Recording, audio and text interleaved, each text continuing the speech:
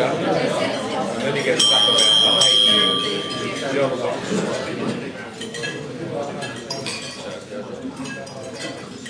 Hopefully everyone's enjoying their meal. Are you pretty impressed with the fact that you can get a salmon meal plus a dessert for $30 in Sydney?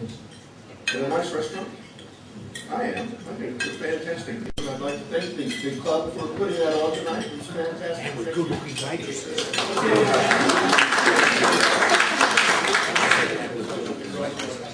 Now, the reason I am standing up tonight is we have to call on someone each week to give the Rotary toast, and this week is David Dean, so I'll call on David to do that. And this is a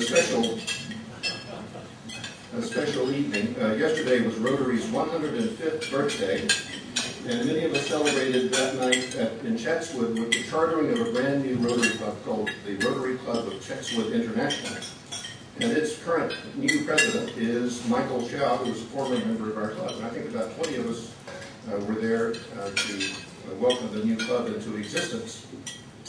There are now over 33,000 clubs around the world, and each week we raise a toast to one of the clubs to highlight some of the wonderful aspects of this amazing organization.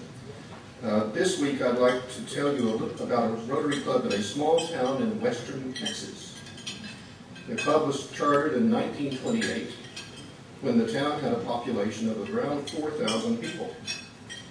The town at the time was similar in size to another club founded in Australia that year in a sleepy place called Canberra.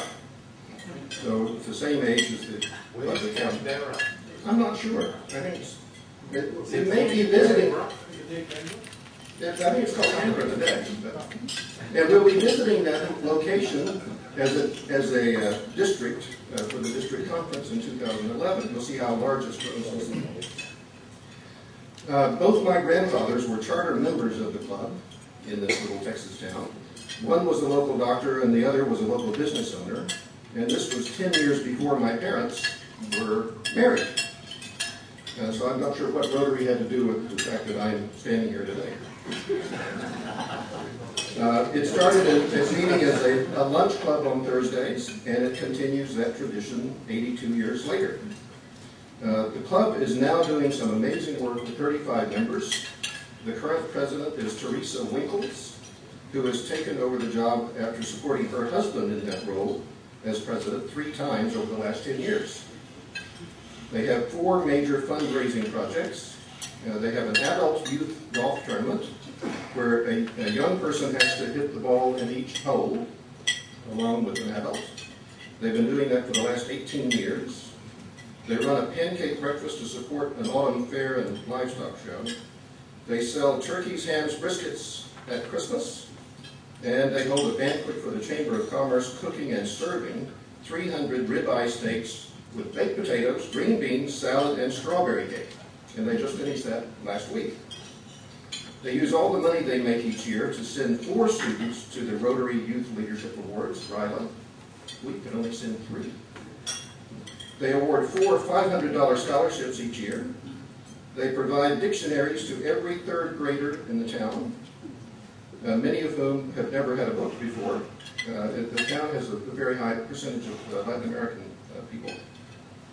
The project was so fulfilling because many of the people don't have a book of their own at all. And this year they teamed up with a club in Mexico to provide 125 school desks to needy children across the border.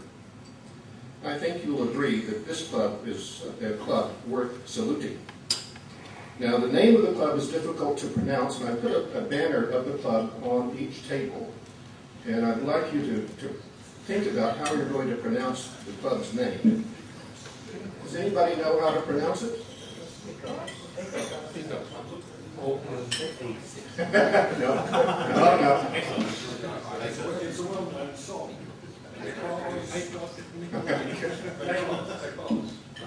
That's getting closer. The real name, the way we say it in Texas, is Pecos.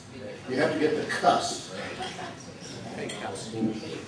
So what we need to do is to rise and toast. I'd like y'all to rise and join me in a toast to the Rotary Club of Pecos, Texas.